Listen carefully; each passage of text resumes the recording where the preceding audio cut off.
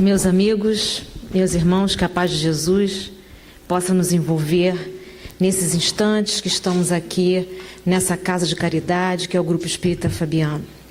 Com muita alegria, estamos agradecidos pela sua oportunidade de voltar aqui a essa casa tão carinhosa, tão acolhedora e tão amiga. Nesse mês que o movimento espírita lembra Dr. Bezerra de Menezes, eu trouxe uma reflexão, procurei pensar alguns momentos da vida de Dr. Bezerra de Menezes e as suas atitudes diante das situações difíceis pelas quais todos nós passamos. Na verdade, eu fiquei pensando que conhece o verdadeiro cristão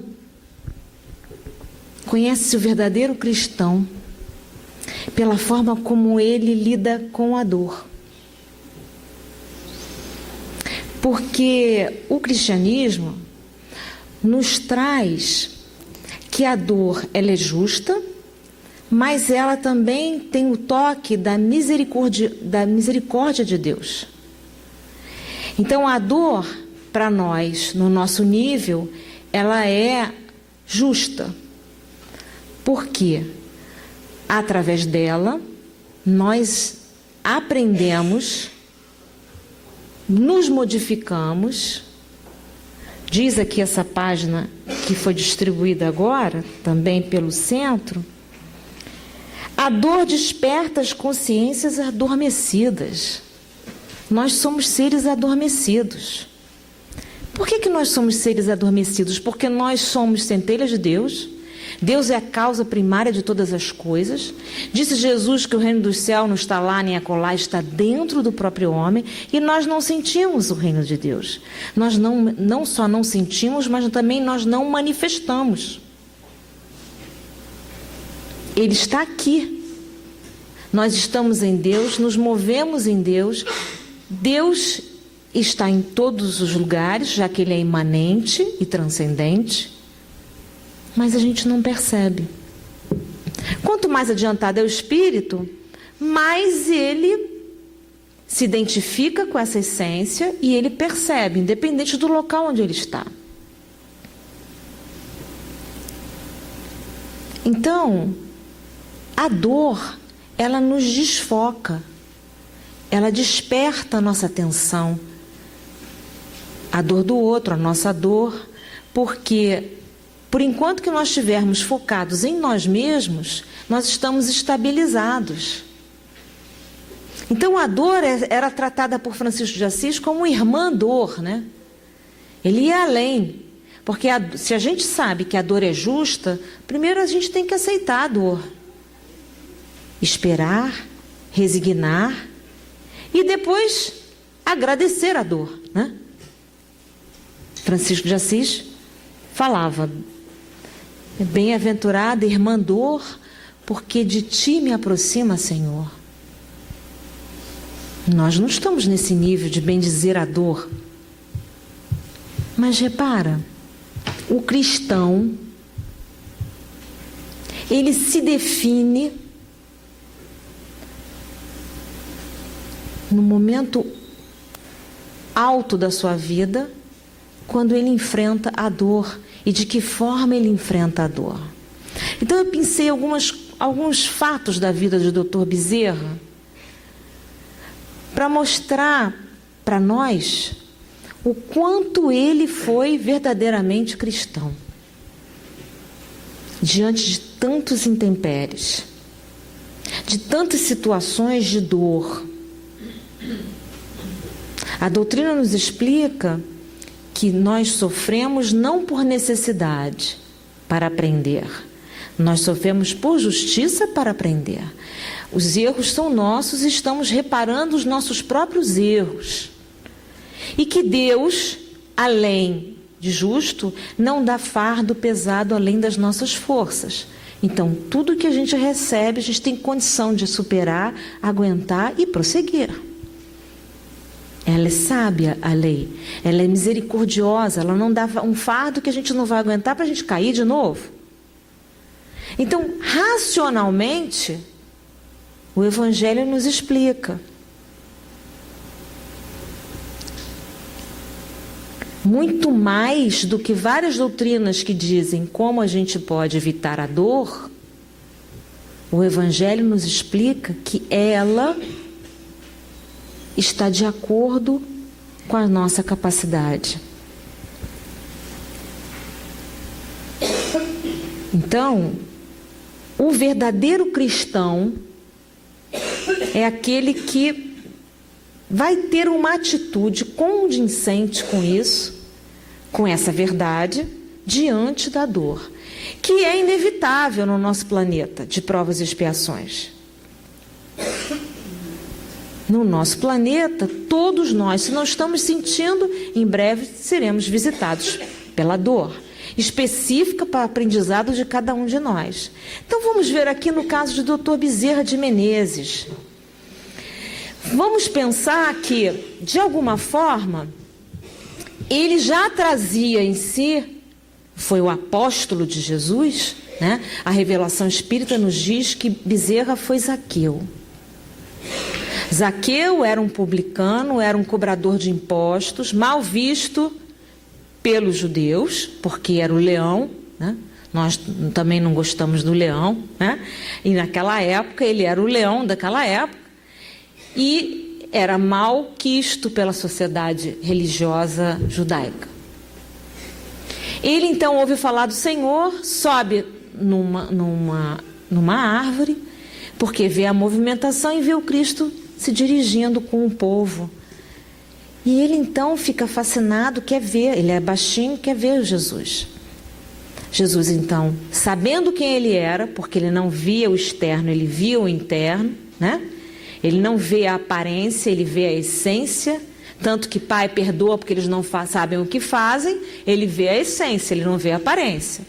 E aí ele fala, eu vou para a sua casa, vou fazer minha refeição, vou me hospedar na sua casa.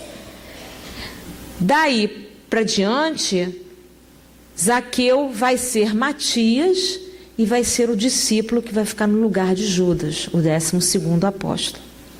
A gente já tem uma bibliografia sobre esse tema, alguns documentos já foram trazidos da vida de Dr. Bezerra e fundamentando também essa revelação, que são os livros 13º Apóstolo, de Jorge Damas, né, e os Bezerra de Menezes, também trazendo detalhes do que a gente vai trazer aqui.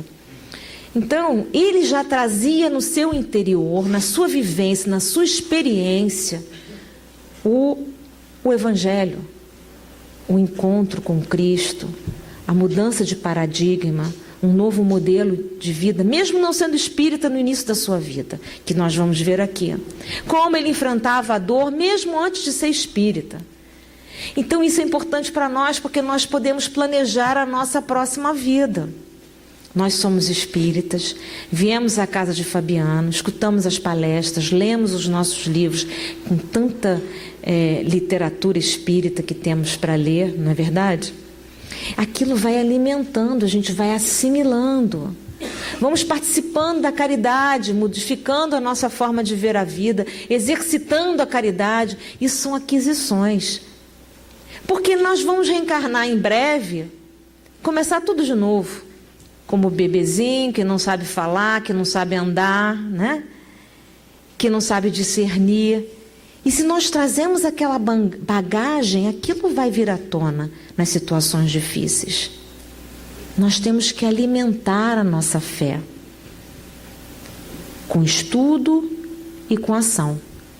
Então, Bezerra já trazia no seu íntimo as aquisições de quando ele era apóstolo do Senhor.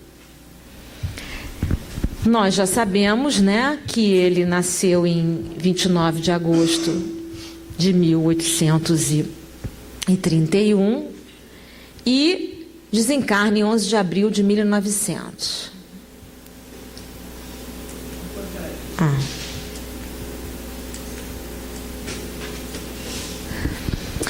Diz ali o Livro dos Espíritos, na pergunta 803, perante Deus são iguais todos os homens? Sim, Todos tendem para o mesmo fim e Deus fez suas leis para todos. Então não existe um maior do que nós, não existe. Todos são iguais. Dizeis frequentemente, ó sol, luz para todos, e enunciais assim uma verdade maior e mais geral do que pensais. Todos os homens estão submetidos às mesmas leis da natureza.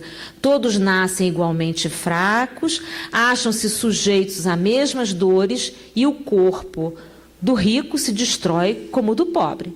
Deus a nenhum homem concedeu superioridade natural, nem pelo nascimento, nem pela morte. Todos aos seus olhos são iguais. Então, todos nós fomos criados da causa primeira e todos somos iguais. Quando estamos em processos de evolução, uns se adiantam porque correm atrás, né? Se modificam, outros se atrasam, persistem no mal, mas para a lei todos nós somos iguais. Uns atingem a felicidade porque estão mais próximos de Deus. Outros a dor e a infelicidade porque estão mais distantes. Mas são opções nossas. Perante a vida, ninguém teve uma substância um pouquinho maior para um e um menor para o outro, não. Resposta da 804. Deus criou iguais todos os espíritos, mas cada um destes vive há mais ou menos tempo e, conseguintemente, tem feito maior ou menor soma de aquisições. A diferença entre eles está na diversidade dos graus de experiência alcançada e da vontade com que obram, vontade que é o livre-arbítrio. Daí o se aperfeiçoarem uns mais rapidamente do que outros, o que lhe dá aptidões diversas. Então vamos planejar a nossa futura encarnação. Porque nós vamos ver aqui as aquisições que ele já trazia.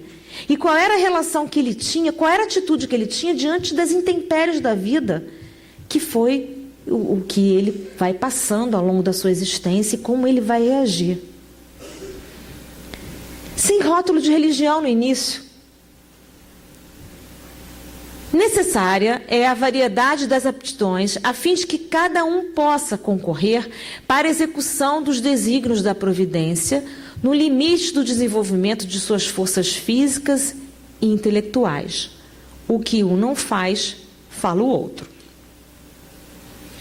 Conheço o verdadeiro cristão pela forma como que enfrenta a dor.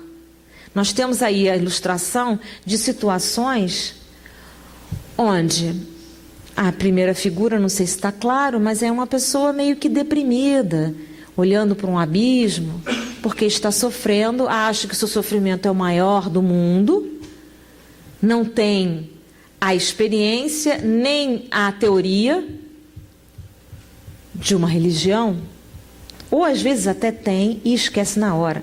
Até nós espíritas, às vezes, diante da dor, a gente fala mesmo, e reclama e diz que é uma injustiça, né? Pedir tudo de uma vez, uma reencarnação só, tem algo de errado aí. Ali, berrando, né? Com dores, com sofrimento, às vezes de forma violenta, às vezes gritando, às vezes nervoso. Quer dizer, diante de uma frustração, porque a dor nos frustra. Nós nos achamos a personalidade. Se perdemos o nosso título, o nosso emprego, a vida de um parente, tudo isso melindra essa personalidade, porque ela está identificada com essa personalidade. Se ela é verdadeiramente cristã, ela sabe que essa personalidade é passageira, que o mundo real não é aqui, meu reino não é deste mundo, que o Pai não dá fardo pesado além das nossas forças. Então é uma realidade passageira, não é realidade, a realidade é do espírito. Ali é uma situação necessária para um e para outro. Olha que zen, né? Se passar por uma dor e pensar dessa forma. Que bênção. A gente vem procurar numa religião isso. Na verdade, a gente vem procurar numa religião isso. A paz interior. para enfrentar os desafios da vida. Não se desesperar. Porque a gente sabe, se está no vizinho chegando a dor, em breve é na minha casa.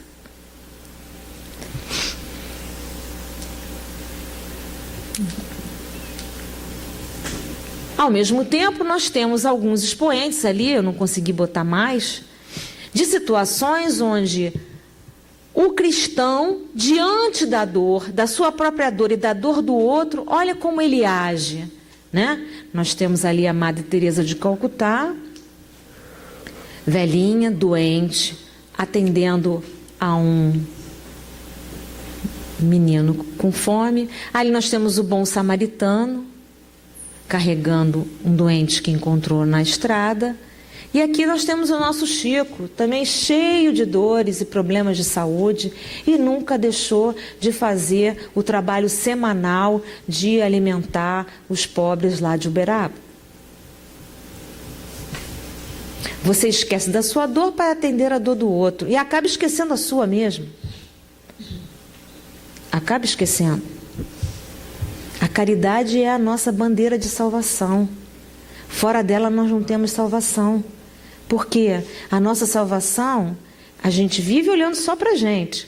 O mundo gira para a gente. Qual foi o motivo da nossa queda espiritual, diz o Livro dos Espíritos?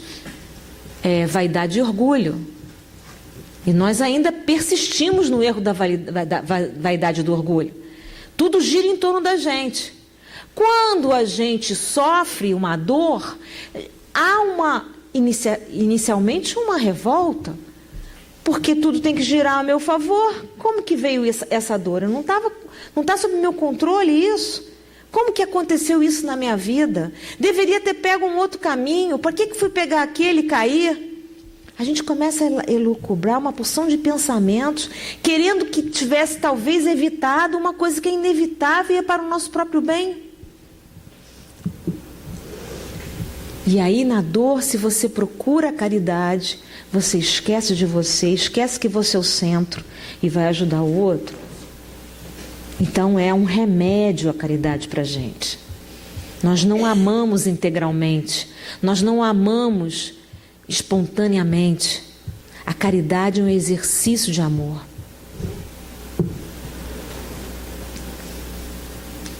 Ai, eu não estou sabendo usar. Bom, vamos lá. Vamos começar então pensando algumas passagens da vida de Dr. Bezerra. Primeiro, ele escolhe fazer medicina. Família toda de advogados.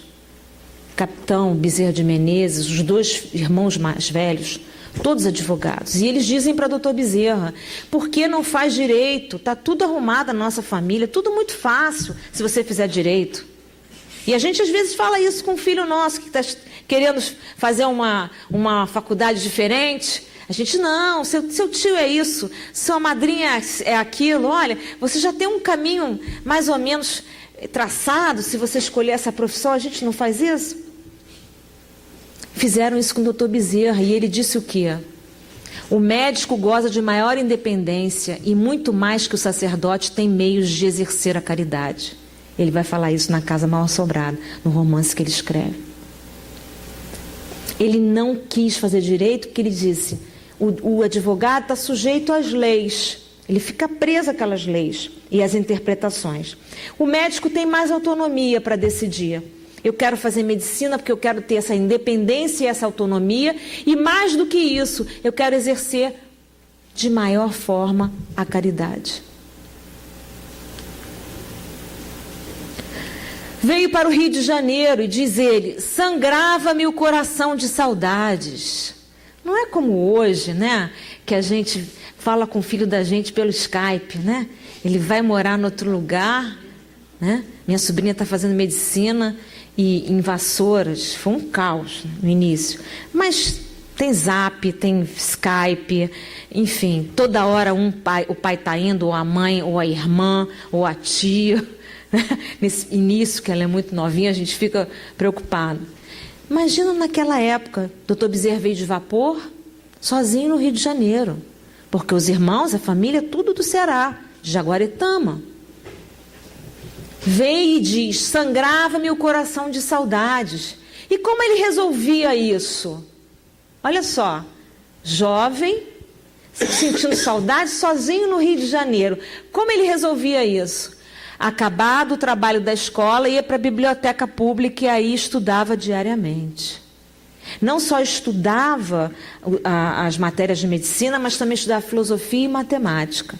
Ele sofria bullying, ele vai dizer isso também, que ele sofria como calouro, ele foi muito zombado e criticado, porque ele era um nerd, vamos dizer assim. Sentia saudade e ia estudar. Olha só que diferença. Né? O esforço financeiro da família era completado com as aulas particulares de filosofia e matemática. Então, ele veio para o Rio, no início, com o pai era um provedor, né? Era um capitão, dono de fazendas, tinha condição financeira. Mas quando houve a seca, uma grande seca naquela época, a quantia já foi mais escassa e doutor Bezerra, então, houve um momento em que ele não tinha nem o dinheiro para pagar o aluguel. E então ele esperou, no fim do mês não pôde satisfazer no dia do vencimento o aluguel. Não sabendo quais desculpas daria ao proprietário da casa, bateram à porta. Era um moço que lhe dizia querer aprender matemática. Pagou-lhe 3 meses adiantado. Está no Reformador, 1º de maio de 1900. Repara, essa história a gente conhece no movimento espírita. Mas a gente tem que ver pelo prisma da situação de conflito. Ele não podia mais encontrar o senhorio lá. Ele estava fugindo do cobrador. O que um outro indivíduo faria numa situação? Várias outras opções a gente tem. Ele não. Ele esperou e ficou surpreso porque bateu na porta dele um rapaz, já pagando com antecedência 3 meses de 3 meses adiantado das aulas particulares que ele pediu de filosofia e matemática. Depois o rapaz nunca mais apareceu. Em 1858, ele casa-se com Maria Cândida de Lacerda Prego Bezerra de Menezes. 4 anos depois, a mulher desencarna. Ele deixa com ele 2 filhos, um de 3 anos e outro de 1 ano. Não era espírita, porque a doutrina pode não estar totalmente em nós, mas ela é muito lógica. E nessa hora, a gente pensa no que a gente ouve, no que a gente lê, e vê que Deus não joga dados, né, no universo, que não existe o acaso. Você cuida e acontece uma situação como essa. E aqui ele perde a esposa em 20 horas. Fui subitamente abatido pelo tufão da maior adversidade que me podia sobrevir. Minha mulher foi-me roubada pela morte em 20 horas, deixando-me 2 filhinhos, um de 3 anos e outro de 1 ano. Casou por amor e, com 4 anos de casamento, a esposa tem uma doença e em 20 horas desencarna e ele fica com os filhinhos. Olha o desespero. O que faz um homem cristão num momento desse? O que faz um homem num momento desse? Um dia meu companheiro, Tiago de Bevilacqua, de consultório, trouxe da rua um exemplar da Bíblia e esqueci-me lendo o belo livro até perder a condução para a minha casa. Então ele ficou triste. A irmã dela veio morar com ele para cuidar dos 2 filhos. E ele então, deprimido, triste, um amigo lhe dá a Bíblia. Ele então vai folheando a Bíblia na condução e perde o ponto de estação da condução. Li toda a Bíblia e quanto mais lia, mais vontade tinha de continuar, sentindo doce consolação com aquela leitura. Quando acabei, eu senti a necessidade de crer. Então, diante de uma adversidade enorme, lhe chega a mão, e para nós também chega. No momento de dor, a gente tem um companheiro, um amigo, um irmão espírita, alguém da casa, um familiar, uma página, algo acontece ao nosso redor para nos dar um alento, um consolo de imediato, porque a vida quer a nossa evolução, não quer o nosso estacionamento. E no caso dele, ele recebeu de um amigo a Bíblia. E ele ficou folheando, adorou ler a Bíblia e sentia a necessidade de crer só em ter lido a Bíblia. Então, houve algo externo que se identificou com aquilo que ele já trazia para sustentá-lo naquele momento. O valor da fé, de uma religião, da fé, é esse em nós. É nós nos sentirmos consolados diante da nossa dor. O filho Antônio Bezerra de Menezes, outro caso. Estudante de medicina, o Antônio, porque ele teve 2 meninos com a Maria Cândida, Adolfo e Antônio. O Antônio fez medicina, mas foi subitamente tomado de alienação mental. Tudo aconteceu por volta de 1884. E Dr. Bezerra já abraçava o espiritismo teórico. Ele já estava lendo sobre o espiritismo, que naquela época já estava sendo editados livros aqui no Brasil, e ele estava lendo o espiritismo. Ele não praticava e nem frequentava. O filho dele, então, tem um problema mental. Foi ante essa dolorosa contingência de uma separação mais dolorosa que a da morte, que resolvemos atender a um amigo que havia muito nos instava para que recorrêssemos ao espiritismo prático. Então ele teve um amigo nessa ocasião que disse: leva o seu filho para o grupo, leva o seu filho para a reunião de desobsessão. Isso aí é uma obsessão. E ele então, pela insistência do amigo, resolveu levar o filho Antônio para a sessão. Lá, conta, eu não botei aí, mas lá o espírito se manifesta, dizendo que era um espírito inimigo dos dois, mas que como o Dr. Bezerra ele não conseguia alcançar, ele então jogava toda a sua ira no filho. Só que a obsessão foi tão grande, os tratamentos que ele ainda levou o filho a ter, que ele não recuperou mais e vai desencarnar com 22 anos. O que o Dr. Bezerra fez diante disso? Peraí, vamos voltar. Escreveu A Loucura sob o Novo Prisma. O que aconteceu com o filho dele, a experiência que ele teve com o filho dele, a dor que o levou a procurar o espiritismo na prática, nas sessões. O que ele fez com aquilo ali? Escreveu um livro sobre a história do filho, sobre a situação que ele viu, o que era a loucura na visão do espiritismo. Não é diferente isso? A pessoa vive uma doença e ele diz que é mais do que a morte, mais dolorosa do que a morte.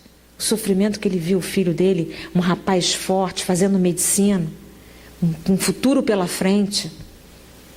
Ele vai e escreve um livro, porque ele conhece detalhes sobre a obsessão e resolve divulgar para que outros pais tenham acesso à dor que ele teve e às explicações que ele obteve.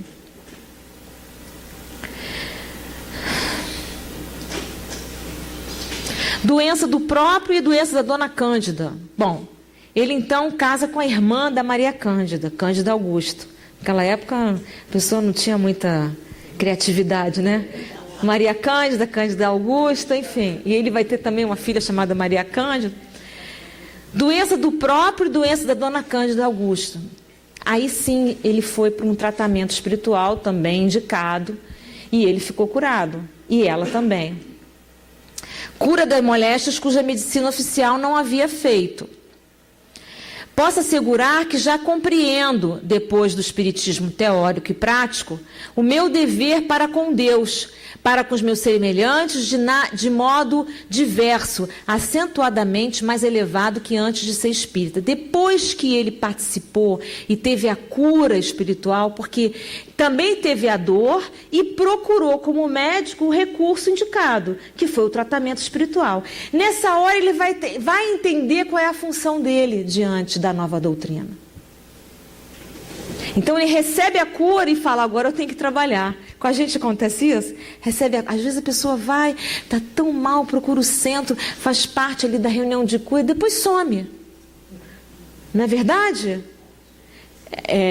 Quando eu fui ao Chico, muito nova, eu fazia parte da Mocidade do Regeneração, eu sem entender muito, né? Acho que eu não tinha capacidade para ver o que eu vi com 15 anos, mas eu vi e guardo na minha memória.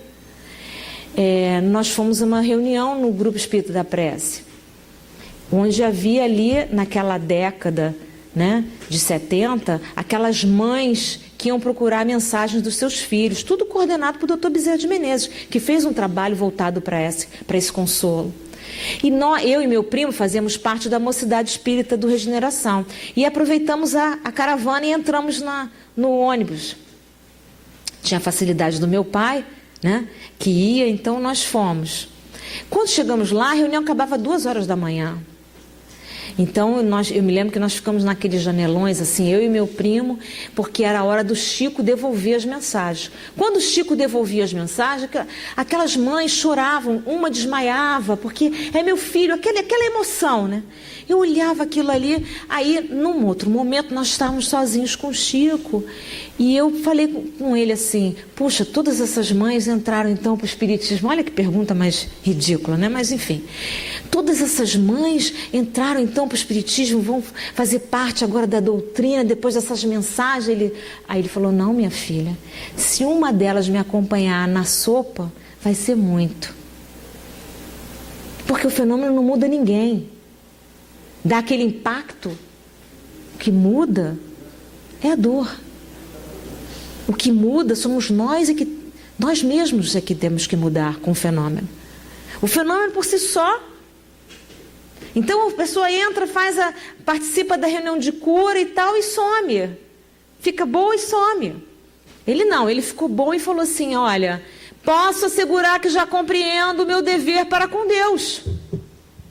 Eu tenho que fazer mais. Com outro tipo de medicina. Uma medicina alternativa. Tem que propagar esse espiritismo.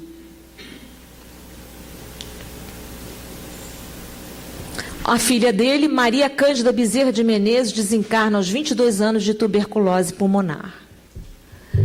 Na noite de 13 de agosto de 1887, pelas 8h da noite, foi meu coração dolorosamente ferido pelo passamento de minha querida filha, Dona Maria Cândida. A primeira filha depois, com a Cândida Augusta.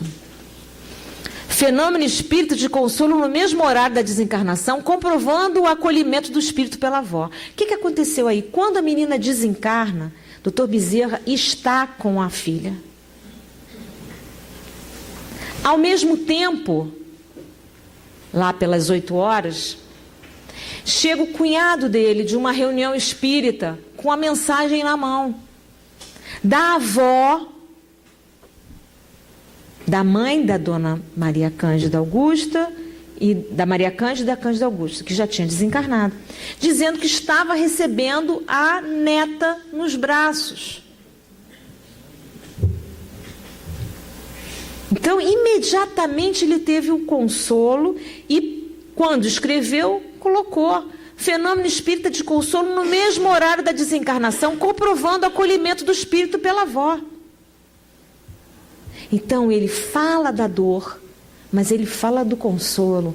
Ele fala da dor e fala da doutrina, que chegou de imediato.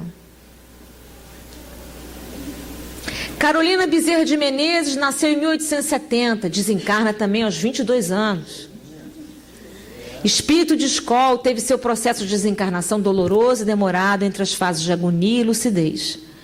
Como é doce, suave e consolador ter-se nos momentos angustiosos em que se apresenta o drama do passamento de minha filha, que foi na vida os encantos da família, a ciência certa de que Deus, em sua misericórdia, já lhe tem destinado um lugar entre os que gozam no mundo dos felizes. Ele vai escrever isso no jornal O País, em 14 de fevereiro de 1892.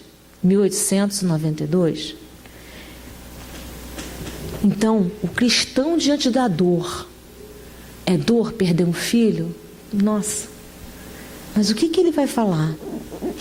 Que ela era grande e que Deus, na sua ciência certa, o cristão diz que a ciência é certa. a dor.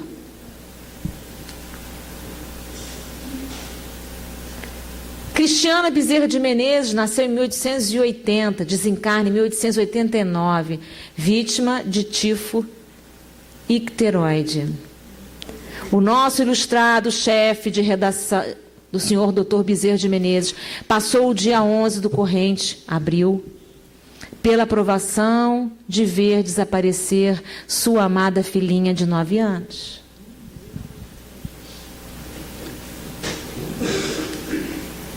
No curto prazo de 18 meses, é esta a terceira vez, com Cristiana, que esse fato se dá no lar do nosso prezado amigo, com a perda anterior da filha moça Maria Cândida e de um estudante de medicina, Antônio. 23 de maio de 1889, Bezerra é convocado a assumir pela primeira vez os destinos da Federação Espírita Brasileira. Então, quando morre Cristiana, quando desencarna Cristiana, ele é chamado para ser presidente da Federação Espírita Brasileira. Pensa que ele disse assim, eu não posso, deixa eu viver meu luto.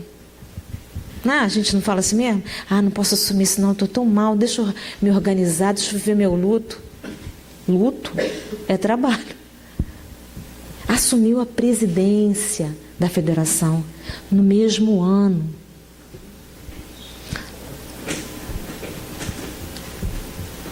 Consuelo Bezerra de Menezes nasceu em 1895. Vamos combinar que o Dr. Bezerra morre em 1900 e ele teve uma filha em 1895. Com quase 3 anos depois, desencarna por problema cardíaco.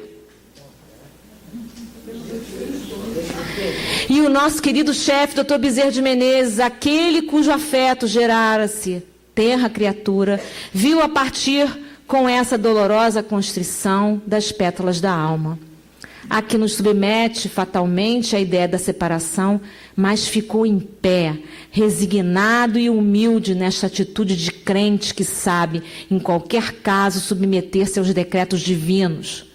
Vimo-lo esta tarde, o féretro saiu, as senhoras em lágrimas formavam um grupo enternecido e no meio dele destaca-se como um floco de neve a cabeça branca do velhinho. Tão augusta serenidade estampada no semblante, era tão sincera, tão verdadeira aquela resignação à dor, que lhe tumultuava no íntimo que nos sentimos presos de mais profundo e irreprimível emoção. Lágrimas de enternecimento borbulhavam dos nossos olhos diante daquele exemplo vivo do poder da fé. Reformador, 1º de agosto de 1898. Já cansado, já velho, perde uma filhinha aos 3 anos e vai no féretro mostrando o quê? Aí, o jornalista descreve como ele estava. Como é que é isso? Me explica. Se não é um homem de fé, se não é um verdadeiro cristão. E tem mais. Fica doente nos primeiros dias de janeiro e vai até 11 de abril, né, com AVC, uma constrição, enfim, uma congestão. Eu não sou médica, assim, não sei detalhes, mas ele vai ficar acamado durante praticamente 3 meses. Naquela época não existia licença saúde, nem aposentadoria, nada disso. Ele recebia porque trabalhava no consultório médico, naquela ocasião ele já não era político, porque o Dr. Bezerra foi prefeito e diversas vezes deputado.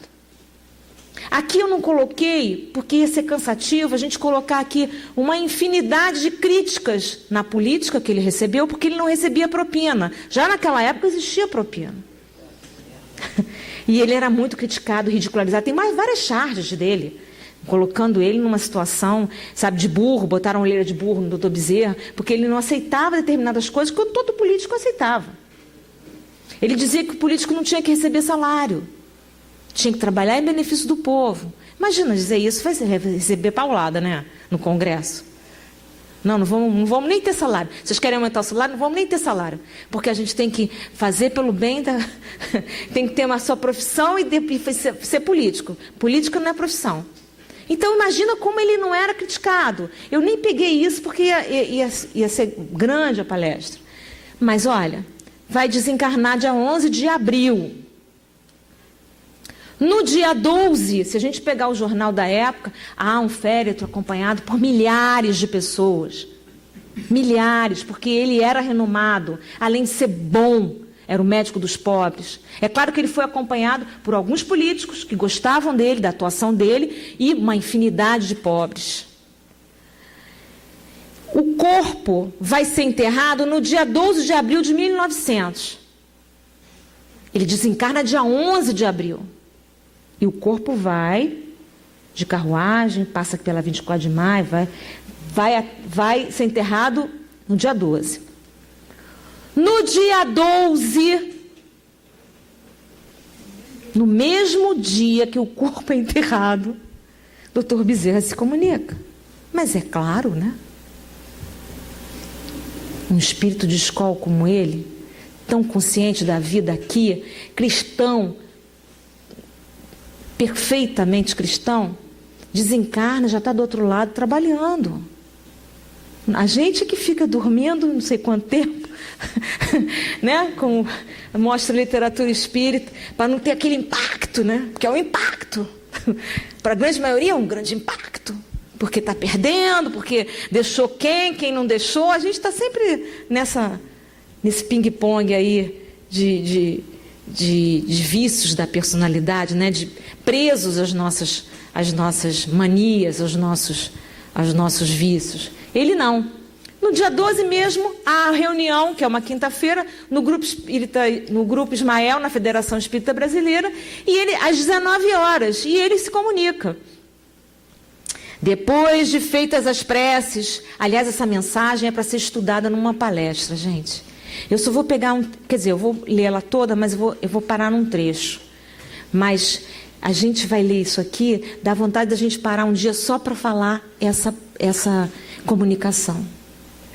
Porque ele chega no plano espiritual. Quem é o médium? Frederico Pereira da Silva Júnior, um grande médium, sofredor, muito sofredor, foi um médium do Grupo Ismael. Chico dizia que ele era um grande médium, o maior médium do Brasil. O próprio Chico Xavier falou do Frederico, mas ele era muito sofredor, oscilava muito emocionalmente. Várias vezes foram pegar ele no alto de uma capela, num sino lá, porque ele tinha envolvimento, quer dizer, pela mediunidade dele, ele tinha muitos espíritos que queriam atrapalhar. Até porque era o início de todo um trabalho doutrinário da Federação Espírita Brasileira, da qual ele fazia parte. Ele recebeu do Bittencourt Sampaio. Então, era um médium de grande potência. Então, ele descreve, depois de feitas as preces e recebidos a comunicação dos guias e protetores, o companheiro Frederico, sonambulicamente, disse: ajudem-me, não há tristezas. Tudo quanto revela alto júbilo, quadro soberbo que deslumbra. Sobre uma espécie de dossel, cercado dos mais eminentes espíritos, presidindo o nosso trabalho, está o Santo Agostinho. Como se diz na Terra, a elite celestial aqui se acha representada, os apóstolos, a Madalena, todos os nossos guias e protetores. Imaginem, é a comparação de que me posso servir, uma avenida de luz, onde se enfileiram de ambos os lados anjos formosíssimos, julgam-se nas flores que não existem na terra, flores de luz, trazendo todas as crianças, açafates cheios deles e pendentes nos pescocinhos à cruz. Vamos lembrar que quando o Dr. Bezerra reencarna, no livro Brasil, Coração do Mundo, Pátria do Evangelho, a gente já sabe que ele veio articular o viés evangélico na doutrina espírita aqui no nosso país. Então, a gente entende por que ali tinha a Madalena, os apóstolos, né? Ele tinha esse trabalho de trazer o evangelho, o viés do evangelho na doutrina espírita. Porque tem a ciência e tem a filosofia, mas a base é o evangelho. É a nossa estrela, como sol radioso, ela espalha raios sobre todo esse quadro.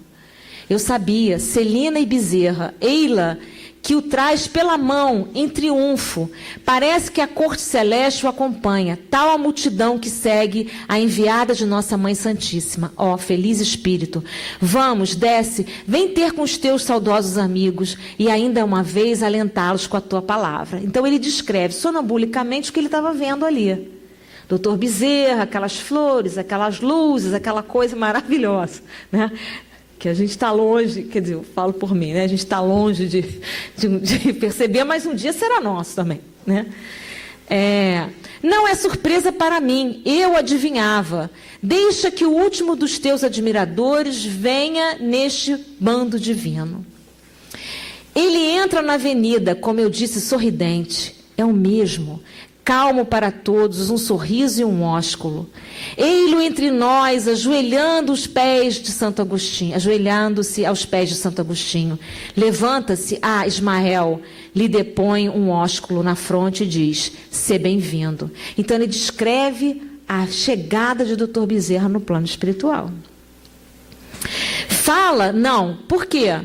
Obedecei o programa.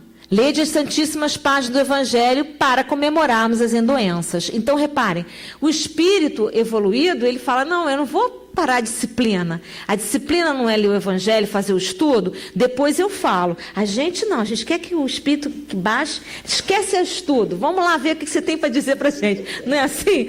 Não, ele não. Numa reunião grandes como esse grupo, né? Não, primeiro, não vou falar. Primeiro é seguir o programa. Vamos obedecer o programa. Meu Frederico, como agradecer a Deus? Povoa o meu espírito um mundo de ideias que não sei como exprimir a vocês, porque não encontro palavras com que eu faça. Ouçam a leitura, os meus bons amigos. Esperarei. Imagina, ele vai esperar o estudo para depois se comunicar. Como eu estaria lá, eu estaria nervosa, louca para esse estudo acabar.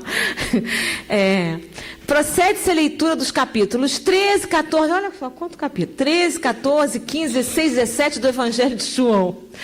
E o doutor Bezerra vai se comunicar. Aí começa, paz, quanta ventura gozas, ó minha alma.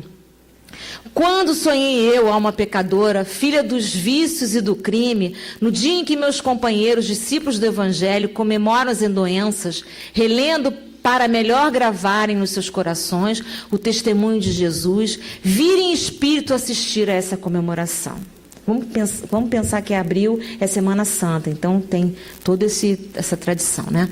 Mãe Santíssima, puro abrigo de todos os infortúnios, manancial celeste, que descedenta todas as almas, foste tu, de certo, meiga mãe, foste tu, de certo, celeste esposa, que dirigindo ao Senhor esta oração, que só a Virgem Imaculada pôde formular, despiste minha alma das fezes do mundo, que acabo de deixar, e me restituíste ao teu amado Filho, como se houvera sido na terra verdadeiro discípulo seu, como se tivesse direito a sentar-me à mesa do banquete divino para comer o sagrado pão e beber o generoso vinho.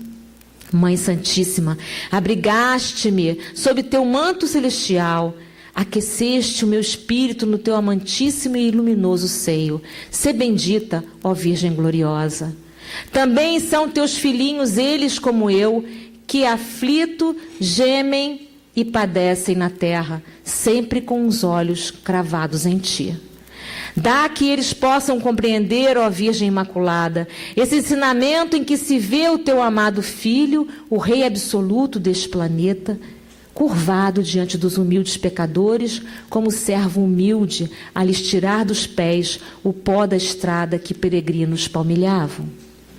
Que eles possam compreender amai-vos uns aos outros, certos convencidos de que o amor que deixarem transbordar de suas almas para de seus irmãos, se evolará aos páramos onde está o teu Filho amado, porque é o amor puro que dele nos vem. Meus companheiros, meus amigos, é demasiada a recompensa. Saudades, ouvi de mais de um de vós essa palavra, mas saudade por quê? Diz ele para os amigos. Vê tu, meu velho amigo, dirige-se a Saião, e vejam todos vocês como é fraco o espírito do homem. Vocês espíritas, meus companheiros, que podem falar a todo momento comigo, têm saudades e choram. Eu também choro a minha fraqueza.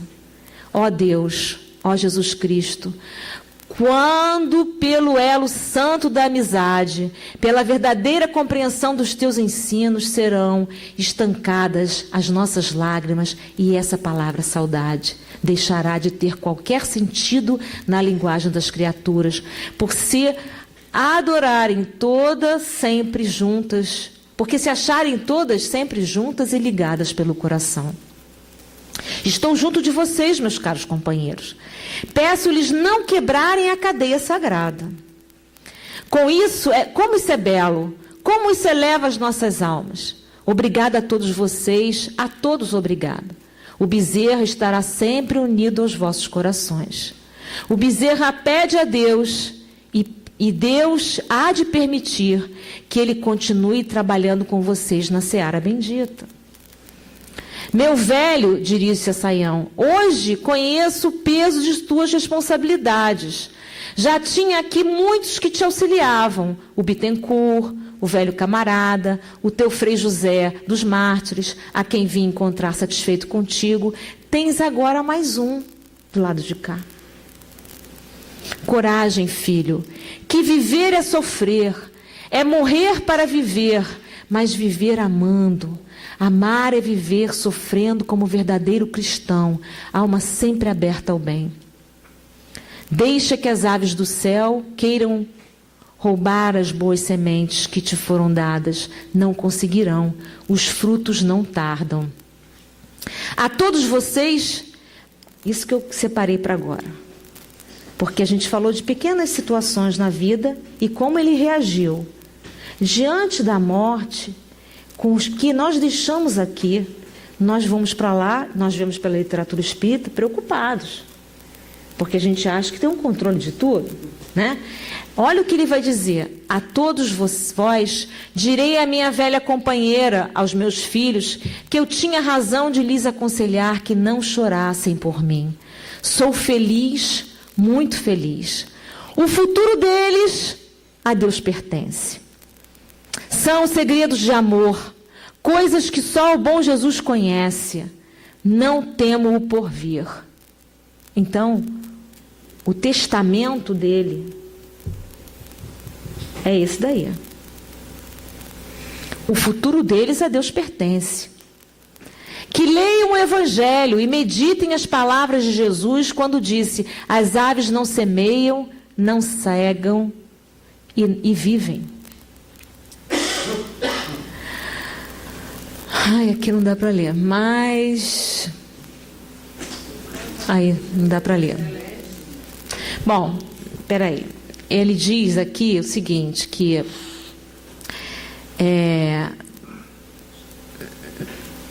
basicamente, ele diz aqui que o futuro da família depende de Deus.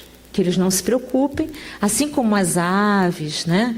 Elas não guardam alimento, não semeiam, elas vivem, a vida provém, né? Provê. O que eu quero mostrar aqui para vocês é que isso foi no dia 12. Assim que o Dr. Bezerra desencarna, foi criada uma comissão central, com mais ou menos 80 pessoas, para pensar numa propriedade para a família de Dr. Bezerra de Menezes. Valentim Soares Tavares, contribuição pecuniária imediata. Ele fez uma reunião na Rua do Rosário, que depois se chamou Rua da Carioca 114. Começaram a vender o retrato do Dr. Bezerra de Menezes, que foi uma fotografia desses dois aqui, Elias da Silva e Bastos Dias. Então, eles divulgaram e vendiam o retrato para arrecadar dinheiro para a família. No Clube de São Cristóvão, na Rua São Cristóvão, houve um festival lírico, porque um grupo de senhoras da melhor sociedade fluminense se reuniu, contratou esse maestro aqui. Os ingressos eram vendidos nos estabelecimentos comerciais para a maior comodidade das pessoas. Foi convidado o presidente Campos Salles e o ministro da Guerra. Toda a arrecadação desse recital aqui era para a família Bezerra de Menezes. 70 listas de ajuda à família foram criadas. Alguns nomes aqui, são vários, mas aqui foi o Tiago Bevilacqua que entregou o livro, o Evangelho, para Dr. Bezerra. Dia da Cruz, o filho do médico, né, que curou espiritualmente Dr. Bezerra. E Mariano, filho, que era o cunhado dele. Quintino Bocaiúva, que era um jornalista e que foi presidente, foi chefe do país. Na época, o doutor Bezerra também escrevia lá, né? Foi prefeito, foi governador do Rio de Janeiro nesse período. Ele foi presidente da Comissão Central de Ajuda à Família Bezerra de Menezes. Foi um político que também participou dessa comissão para ajudar a família. Porque naquela época, como eu falei para vocês, não tinha pensão, não tinha nada disso. E a mulher também não trabalhava. E diz aqui, aplaudimos com mais... Isso é Quintino Bocaiúva. Aplaudimos com a mais viva satisfação essa bela iniciativa que vem pôr ao abrigo de tristes privações no declínio de sua vida aquela santa e desvelada companheira das suas alegrias, como das suas fugazes tristezas, os seus filhinhos, aos quais outro legado não transmitiu ele que não fosse o exemplo de suas virtudes e a tradição imaculada de seu nome. 16 de abril de 1900. Então, todo mundo se movimentando. Cogitar os meios imediatos de pôr ao abrigo da miséria a sua numerosa família, que ele tanto amou, mas a cujo bem-estar não pode nem devia sacrificar as austeras virtudes que o sagraram um abnegado e benemérito da pátria. Olha só, além de tudo, ele foi um grande cidadão, né? Benemérito da pátria. Nós temos que colaborar, nós temos que contribuir. Ao público diremos, não é demais que se faça caridade em memória de quem a fez tanto, por todos os modos, durante longos anos de sua existência, toda dedicada ao bem. 29 de abril de 1900, 18 de abril de 1900 e 16 de abril de 1900. Então, houve uma corrida. Orou o doutor João Pereira Lopes, produzindo belíssima e comovedora oração, que foi muito aplaudida, salientando os serviços prestados ao povo dessa capital, quer como político, quer como médico, venerável extinto, e terminando por dizer que hoje seria difícil haver quem fielmente imitasse aquele verdadeiro justo. 30 de maio de 1900. Bom, aí continua a mensagem para finalizar. José, o nosso irmão José Ramos, que foi o segundo presidente do Grupo Espírita Regeneração, tomará o meu lugar. Jesus há de permitir que eu possa auxiliar nos trabalhos da caridade. Frederico, ajude o teu Bittencourt, ajude o teu Bezerra, a todos que te querem tanto bem. Então ele pede ao médium para ajudá-lo, porque ele vai prosseguir no seu trabalho. Ai. Vem trabalhar, não viste? Há pouco estava eu aí entre vocês, e de momento parti. Sabe quantos sejam os teus dias? Queres ter surpresa? Tu espírita, tu o médium do bom Ismael? Presta os teus serviços a Jesus, deves tantos a Jesus, meu Frederico. Quantas lágrimas com a tua boa vontade enxugas? Quantos amigos ganhas nesta vida em que estou agora? Vem, foge aos pretextos fúteis que não são teus. Dão-te e tu, como médium, aceitas. Não faças isso. És doente? Vem buscar aqui o remédio. Vem adoçar a tua alma no Evangelho. A todos vocês, assiduidade no trabalho e dedicação. O velho companheiro os estará sempre esperando. Bezerra de Menezes. Então, essa mensagem, ela é belíssima. E ela já se encontra disponível até no site da Casa de Recuperação e Benefícios Bezerra de Menezes, é uma coletânea de mensagens do Grupo Ismael. Uma delas é essa de Bezerra. E é uma mensagem que nos toca profundamente, em especial naquela passagem que ele diz claramente que a vida dos seus que ficaram são segredos do amor de Deus. Que Jesus nos ampare, nos abençoe hoje e sempre.